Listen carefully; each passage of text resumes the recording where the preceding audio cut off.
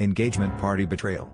At our engagement party, the air was thick with laughter and clinking glasses, a perfect facade for the chaos about to unfold. His mother, all smiles and champagne, eagerly pulled me aside to introduce me to his best friend, a tall, charming man whose eyes told stories I wasn't ready to hear.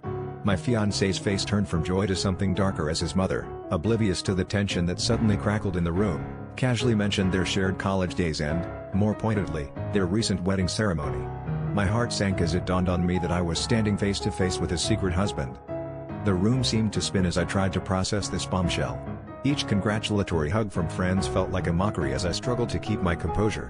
I had fallen in love with a man who was living a double life, and there was no escaping the harsh reality that I was the outsider in their marriage. I confronted him in the corner of the room, my voice barely a whisper over the din of celebration. His eyes, once so warm and inviting, now looked at me with a mix of guilt and defiance, as if daring me to make a scene. Instead, I swallowed the betrayal and let the party go on. Later that night, the confrontation I had been avoiding exploded in our shared apartment. The walls that had witnessed our happiest moments now bore witness to our ugliest fight.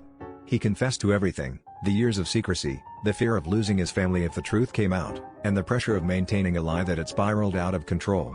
But what hurt the most was his admission that he loved us both in different ways, a twisted triangle of devotion and deceit that left me reeling.